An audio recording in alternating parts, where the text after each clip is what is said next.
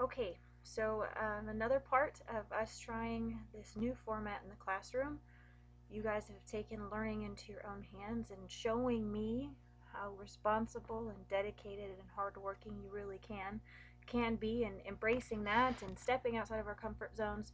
We're going to try another new thing, add it to our list, and it's a screencast where you're going to hear my voice and you're going to see this screen, and I'm going to walk you through making sure you have your correct information on your notes. So make sure you have your notes on weathering, erosion, and deposition. That's chapter 2, section 1, and then chapter 3, sections 1 through 4. We want all of that stuff out so that you can check your work. It's important that you have the right information because you do have another quiz coming up, and a lab that you're going to have to apply this to. So I want you to be prepared. So let's just go ahead and get started here.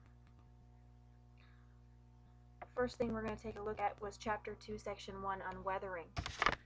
On that notes page, you were asked to define quite a few terms. There's a lot of new vocabulary, great pictures in the textbook. So we're just going to get started with that definition of what weathering is, and it's the breakdown of rocks, rock material, by physical or chemical actions, processes. Okay, there are two types: mechanical, which is that physical action, and then the chemical part. We're going to look first at the physical actions of mechanical weathering.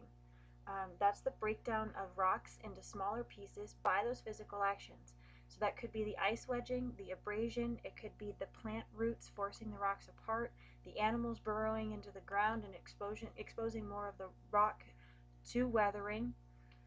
With the ice wedging, the water is, if it rains, if it's splashing up from the lakes or the oceans or the rivers, that water is seeping into those cracks of those rocks.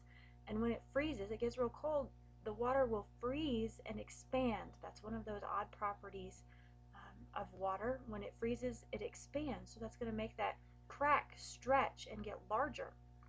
Abrasion, that's just the rocks having another material rubbing up against them and breaking them down and wearing them out. Chemical weathering, this is that chemical process where the interaction of another material and the rock causes that rock to break down. Okay, water can be dissolving it. The acids in groundwater, acid is a really big part of this, from living things and from water. If you have acid rain, acid snow, sleet, that can cause the rocks to break down. The water that you find below ground can contain weak levels of acids, and that's also going to have the same effect. And air, oxidation, that's that rusting. So if you stick iron outside and you leave it, the interaction between the iron and the oxygen in the air causes it to rust. Okay, now we're going to start looking at the erosion and deposition. So we have the weathering, which is wearing down, taking away, breaking down. The erosion is the movement of the particles, and deposition is then depositing, leaving it behind.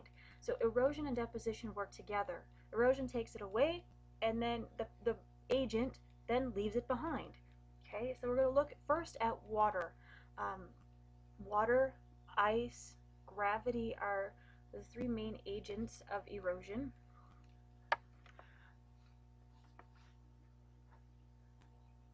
So first, I left off wind, sorry, the fourth agent. Starting with water, just some terminology to understand. Shoreline, where the land and the water are meeting, the uneven heating of the Earth's atmosphere causing wind moving over those bodies of water will create waves. The waves are going to be traveling in groups. That's where that term wave train comes in. And then the amount of time that is between each wave is a wave period. Those waves are constant because the sun is constantly heating the atmosphere and it's not even. Those waves are going to form, they're going to be there, and they're filled with a lot of energy. So when they come crashing onto the shore, if you've ever seen those in videos, or if you've been one of the lucky individuals to travel to an ocean, There is a lot of energy carried by those waves, and as it slams into those rocks, it's causing it to break down into smaller and smaller pieces, creating that sand, just fine, small pieces of rock. And then the beach is just where the material is deposited by the waves. The second agent that we're going to talk about of erosion is the wind. The wind will pick up the lighter, smaller massed particles and blow them away. So if you look at deflation, it's that fine sediment, that top layer that's being picked up by the wind, being moved away. And because the wind only has so much force, it will leave behind the larger pieces of rock. And that's where you find the creation of some of those sand dunes. They're going to continue to move with the wind. They're going to keep their shapes. And you'll see that there is that drop off, on the back side. The lowest that is mentioned in the reading, that is just that thick layer of very fine material. So that's the difference between the two. The sand dune is a build up and continues to move, where the lowest is more of just a deposit. There is a film of very fine sediment. The third agent of erosion, we're looking at ice, specifically glaciers. When you get into parts of our planet that get so cold and they stay cold, that the snow that falls, it doesn't leave. It's not like here where it'll get warm one day, we'll have the snow melt away. It stays. There is no melt and then more snow falls. It's snow and then more snow. And one of the best locations that you could look at for this would be like Antarctica, where it has one very large continental glacier. Glaciers they move due to the pull of gravity, and you'll find alpine glaciers in the mountains, and then, like I said, there are continental glaciers that you find over the land masses.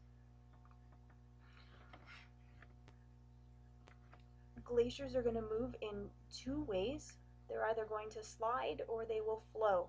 Glaciers slide because of the heavy weight of that glacier on top of all of that ice. You get down to the bottom, that weight is going to make that ice start to melt, and then you get that smooth flowing water underneath all of that ice, and it allows that glacier to continue to move.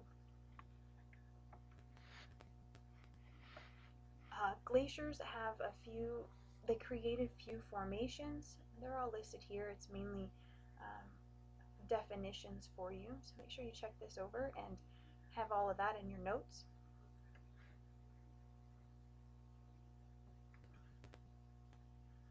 And the last one that we're going to talk about, last agent of erosion, is gravity. Mass movement. We're looking at a section of land that large section of land that all of a sudden begins to move. Now this can happen either at a fast rate or very, very slowly. The rapid mass movement is the ones that you'll hear about, the rock falls in the mountains. If you ever travel into the mountains, there will be signs that show you to be cautious if you're going through a pathway that rock falls have been known for. There will be caution signs that warn you to look out for falling rocks. So that's one example of rapid mass movement. Another is a landslide. So just where the soil and rocks move quickly down a slope. Mud flows. You'll hear about those like in California after they get a really heavy rain where people's houses fall down these mudslides. That's not the only place, but it's one that you definitely see a lot in the news. And then the lahar, it's the same concept as a mud flow, lots of water, mud, rock, soil, but it started originally from a volcanic eruption. And then I told you that there's the opposite of that rapid mass movement, of the slow movement. Example would be creep. You're not going to see this happen very quickly. It's not going to be evident that this is taking place because it happens very, very slowly. Okay, guys, I know I went through that quickly. I am limited only to 15 minutes, and I know if I were to sit here and talk for 15 minutes, you'd probably tune me out anyway. Um, Make sure that if you need to go back, you can adjust your time window back to see a frame that might have some information for you. If you're still confused about any concept, if there is an answer you don't have on your notes, come see me. I will gladly point you in the direction, guide you to where you can find your answers, because I don't want you lost. We're trying something new and embracing it, and I don't want anybody to be left behind. So please come see me if you need anything.